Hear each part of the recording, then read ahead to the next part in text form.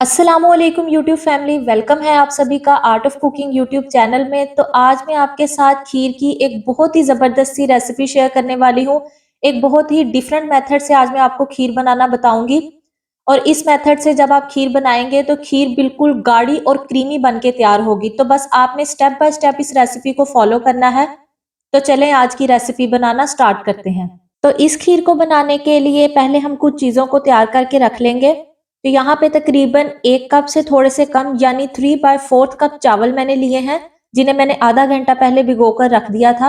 अब इन चावलों का हम पानी रिमूव कर देंगे और हाथ की मदद से इसे मोटा-मोटा क्रश कर लेंगे। अगर आप चाहें तो ब्लेंडर जग का भी इस्तेमाल कर सकते हैं, लेकिन यहाँ पे आपने इस बात का ख्याल रखना है कि इन चावलों का पेस्ट नहीं बनाना, थोड़ा सा इन चावलों को दानेदार रखेंगे। तो देखिए बस इस तरह से इन चावलों को यहाँ पे मैंने क्रश कर लिया है।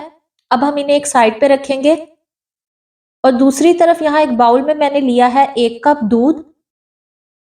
फिर इसमें ऐड करेंगे 1 कप मिल्क पाउडर। नीडो या एवरीडे दोनों में से आप कोई भी इस्तेमाल कर सकते हैं, मैंने यहाँ पे नीडो इस्तेमाल किया है। अब इन दोनों चीजों को पहले अच्छे से मिला लेंगे। तो मिल्क पाउडर को भी यहाँ मैंने दूध के अंदर अच्छे से मिक्स कर लिया है। अब इसे भी एक साइड पे रख देंगे और अब हम खीर को पकाने की तैयारी करते हैं। तो मैं यहाँ पे आपको 2 लीटर दूध की खीर बनाना बताने वाली हूँ। तो यहाँ पे मैंने लिया है 2 लीटर फुल फैट मिल्क। अगर आप चाहें तो इसकी जगह पे डब्बे वाला दूध भी इस्तेमाल कर सकते हैं। सबसे पहले इस दूध को एक कढ़ाई में डालेंगे। अब मीडियम फ्लेम पे इस दूध को पकने देंगे और बारी बारी बाकी की चीजें भी इसमें ऐड करते जाएंगे। तो सबसे पहले इसमें ऐड करेंगे चावल जिनको हमने क्रश किया था, वो इसमें ऐड करेंगे।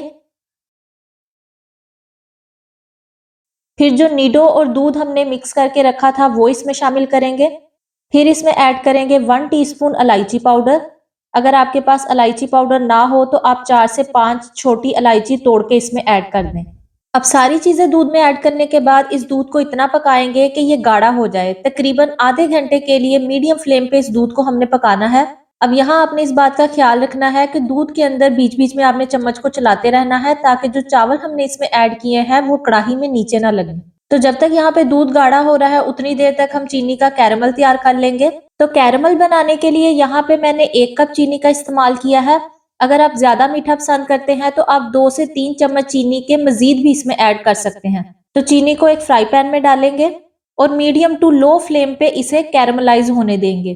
तो जब तक मैं चीनी को यहाँ पे पका रही हूँ, अगर आपने अभी तक मेरे चैनल को सब्सक्राइब नहीं किया तो चैनल को सब्सक्राइब कर दें और साथ में मौजूद बेल नोटिफिकेशन को भी ऑल पे कर दें, ताकि आने वाली हर नई वीडियो का नोटिफिकेशन सबसे पहले आपको मिल सके। तो देखिए यहाँ पे चीनी को मैंने तकरीबन 8 से 10 मिनट लो फ्लेम पे पका लिया है और चीनी का कलर कुछ इस तरह से होना चाहिए। बहुत ज्यादा डार्क ब्राउन कलर हमने नहीं देना, थोड़ा सा लाइट ब्राउन सा कलर इसे देंगे।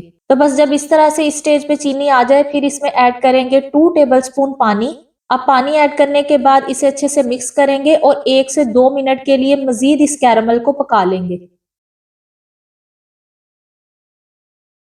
तो कैरमल यहाँ पे पक के तैयार है। अब हम इसे दूध में शामिल कर देंगे। तो यहाँ दूसरी तरफ इस दूध को पकते हुए आधा घंटा हो चुका है और ये अच्छे से गाढ़ा हो गया है।